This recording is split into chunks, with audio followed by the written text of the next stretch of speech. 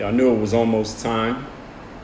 Hope everybody's having a great Wednesday. Is today Wednesday? Yes, hope everybody's having a great Wednesday wherever you are in the world. Shout out to Africa, Australia, Europe, Asia, Antarctica, North America, South America. As y'all are checking in, y'all know the deal. If you don't know the deal, I'm going to tell you the deal. The deal is leave a comment, tell me your name and location in the comment section so I know who I'm talking to, and let's get right into it. Again, shout yourselves out in the comment section. We're going to get to it. This is Dre all day. Y'all are talking to. I'm going to introduce myself formally in a minute.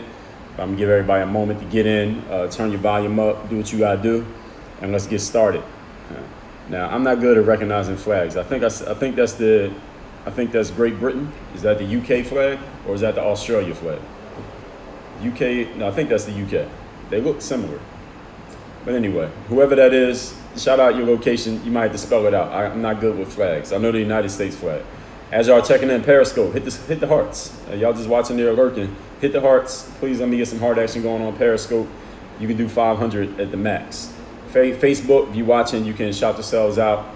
We got Lithuania in the house. Shout out to Lithuania. Shout out to Kaunas. Shout out to Klaipėda. As y'all, shout out to Vilnius. We got Brooklyn in the house. We got North Carolina here. As y'all checking in, again, for those of you who don't know me, my name is Dre Baldwin, also known as Dre All Day. I'm a former 9-year professional athlete, now CEO of my company, Work on Your Game Incorporated, and author of 27 books, including this book right here, Work on Your Game, and this book, The Mirror of Motivation. I'm going to tell you how to get this book, The Self-Guide to Self-Discipline, for free at the end of this presentation right here. So if you want this book free, I'm going to tell you how to get it at the end of this presentation, so stay tuned. What I've done, what I do now, I created this whole framework, this whole brand, this philosophy. It's all about taking the mental tools that you need to succeed in sports, the mental tools, the strategy, the accountability, and the action that you need to succeed in sports, and teach how those same tools apply in life and how they apply in business, how they apply in the professional world. So what we're talking about here today is why you should never cheat the game. Why you should not cheat the game. This has nothing to do with the presidential election, by the way. So I'm not talking about any kind of cheating that anybody might be talking about in there. But again, I will answer all questions at the end, and I'm going to tell you how to get this book right here for free at the end of this live presentation. I'm just seeing where people checking in from. Jacksonville, North Carolina. Ireland is in the house. What's going on? Mr. Compensation checking in from New Jersey. We got the Philippines in the building.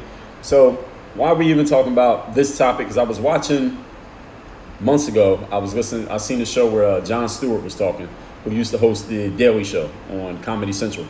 And someone was asking him, why'd you retire? Why'd you stop doing, Ohio's in the house, why'd you stop doing the Daily Show? Because he was still pretty young. He still had plenty of energy. And Jon Stewart said, the reason I stopped doing the show is because I realized that I was coming to, like every day, any of you who work on a TV show knows that there's a production meeting that happens at the beginning of the day, and then the show gets recorded later on. But the production meeting is where they talk about what the show is, what's going to happen on the show, how everything's going to go, what the segment's going to be, who's the guest, all of that. So Jon Stewart said he started showing up late to the production meetings. He was leaving early instead of staying and doing extra work. And he realized when he was looking at himself in the mirror, he said, I'm not really doing what I was doing at the beginning. I'm coming in late because I can get away with it because I'm the biggest star here. The whole show is based on me. So if I show up late, nobody's going to say anything. If I leave early, nobody's going to say anything. And as a matter of fact, it was on LeBron's TV show, The Shop. Now, I haven't watched The Shop in a while, but that episode I was watching, and he was talking about this, and LeBron heard him. And what LeBron pointed out, he said, you know what you were doing, John? He said, you noticed that you were starting to cheat the game. You realized that you were cheating the game, and that's why you walked away, and because you knew you didn't want to disrespect the game by cheating it. And I think no matter how you feel about LeBron James, he's a guy who doesn't cheat the game. I mean, he shows up and does what he needs to do on that court, and that's why he's been able to perform at the level he has for so long. Of course, he has talent. Of course, he has ability. But it's the fact that he keeps showing up doing his thing. And Jon Stewart, he's the type of person who, again, the show was built around him. The whole Daily Show, any of y'all know the show, y'all know that was his show. Now I think it's Trevor Noah who does that show. But Jon Stewart made that brand what it is. And he has so much accomplishment under his belt that he didn't have to walk away if he didn't want to. He could have kept getting money. But he had so much respect for the game that he didn't want to start disrespecting it the way that he did. He didn't want to cheat it. And what I've seen is a lot of people out here that are not Jon Stewart.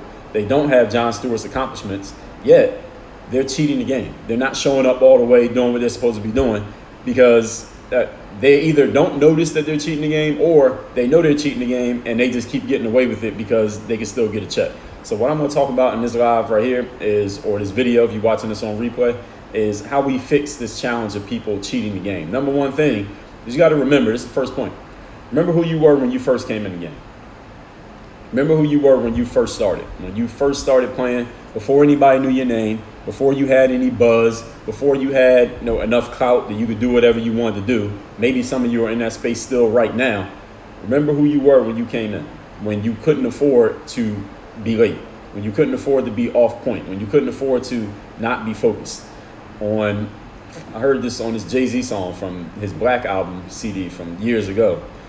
He had this clip at the end on the last song, Notorious B.I.G. talking. And Big was talking about when he first got signed, and Puff Daddy, his CEO, was telling him, listen, you got to treat this business like you just got on. Don't become a big star and stop showing up, stop doing your job, stop coming early to the studio, stop making music.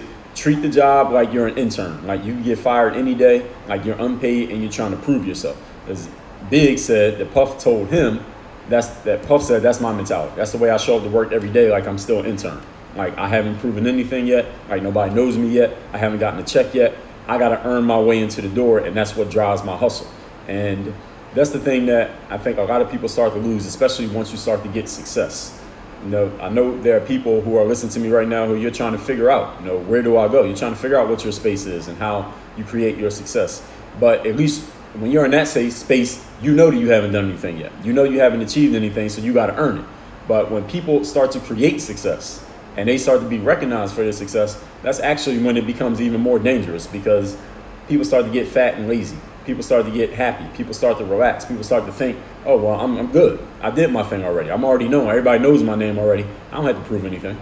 I don't have to show up early. I don't have to stay late anymore. I already proved myself. Everybody already knows me. I already made money. I already did more than this person. I already did more than that person. I don't have to keep showing up. That's the part where people start to slip.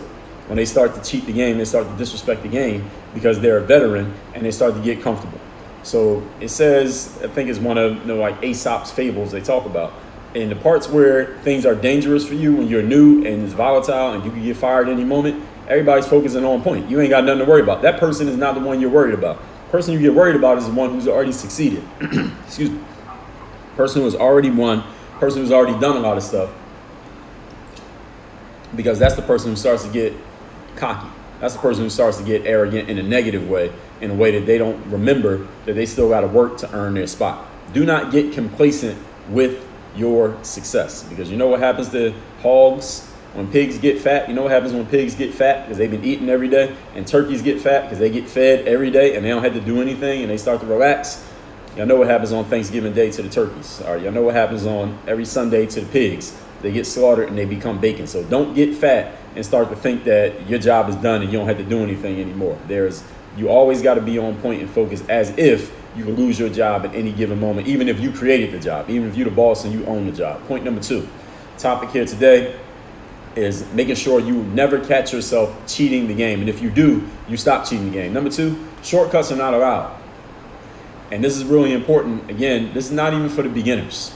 Those of you who are just starting out and stuff, you already understand these things inherently because you don't have a choice. All right, you can lose your spot anytime. You haven't earned anything.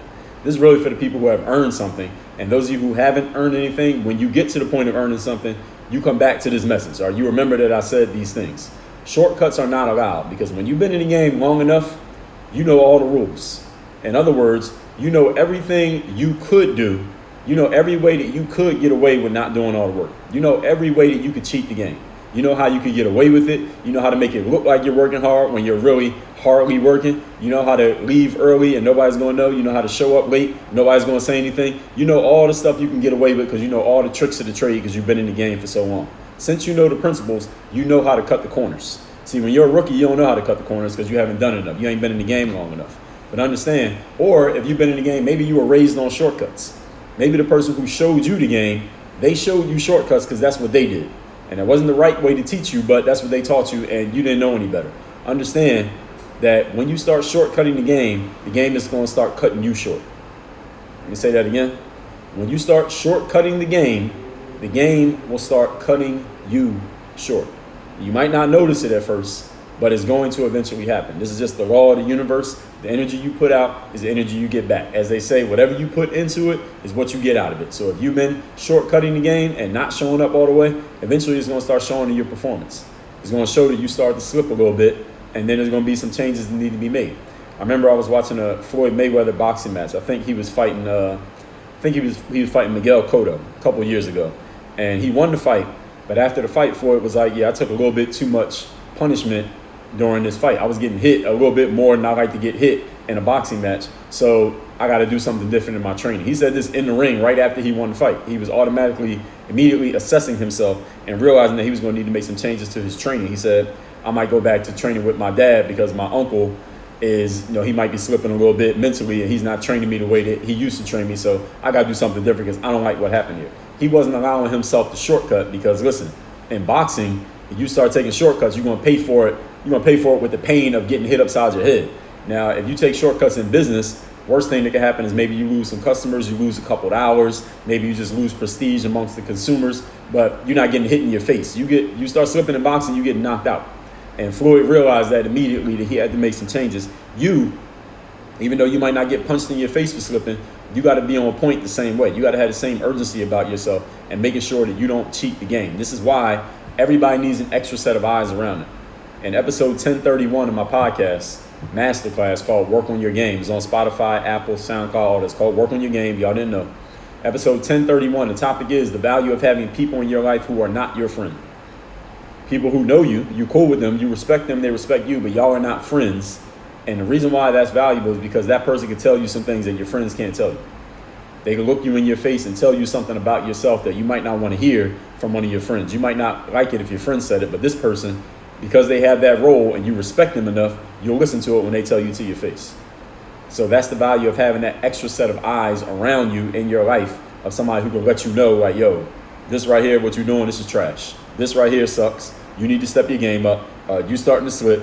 You're not as sharp as you used to be 6 months ago. I don't know what you're doing, but you need to tighten up. You need people around you who can tell you that. If you don't have anyone in your life who can talk to you like that, you need to get them in your life. You need to get them in your life ASAP. Point number 3. The topic here today is don't cheat the game. If you ever catch yourself cheating the game is going to start cheating you. What's the definition of cheating? In the dictionary, it says receiving an award or gaining an unfair advantage by dishonest means. That's what it means to cheat. Understand that rewards and advantages are good things, right? Everybody wants to get rewards and everybody wants to have an advantage. As long as you earned it, it's cool. But understand that dishonesty always catches up to you. Why? Because it's just the law of the universe, it's the law of karma. Everybody agrees with the law of karma, right? The energy you put out is the energy you get back. So if you cheat to win, somebody's going to cheat you and you're going to lose. Or somehow, some way, you're going to pay for what you owe. That's just the way that it works in all of life. So if you cheated to receive an unfair advantage that you did not earn and you didn't earn it morally or ethically, then it's going to get taken from you the same way. Or it's going to get taken from you in a different way that you didn't see coming. But that's just the way the universe works. It always makes sure you pay your debts. So everything catches up. So these days, everything has a paper trail. I mean, we know everything everybody did. Anything you ever said on the internet, there's a receipt. All right, you said it on video, there's a video for it. Somebody can grab the clip and take it out of context. Everything you did can be traced back to you. And all the work that you didn't put in is always going to come back to you. Right? All the work that you did put in is going to eventually pay off for you. You got to be strategic about it. You got to be smart about it. You got to be consistent with it. But everything always comes back. And if you didn't put the work in, that's eventually going to show itself too. So if you get put at a position that you didn't earn because you didn't really do the work, eventually, the longer you stay at that spot, eventually it's going to become obvious that you don't belong there. It's going to become obvious that you shouldn't be in there. If somebody threw you in a gym with a bunch of players who are 10 levels better than you at a certain sport, volleyball, basketball, football, baseball, hockey, and you're out there playing with them and they're all better than you, eventually it's going to become obvious that you don't belong out there, right? If you don't play basketball, somebody throw you on the court with a bunch of college D1 players or some NBA players or some pro players, after about 5 minutes it's going to be clear you shouldn't be on the court. Everybody else should be on the court, but you shouldn't. If they put me on a field, a football field at practice with the Miami Dolphins, it's going to be obvious in about 5 minutes that I shouldn't be on the field because I don't know what the hell I'm doing. There was a story of these two painters. One of them was a really good painter, really accomplished guy. He had done all this work to earn his position and earn his respect in the industry. And he got commissioned to do this big painting job. He was going to get a lot of money for it. He was going to get all the credit for it. He wanted the credit and the prestige that came with it. So he was happy.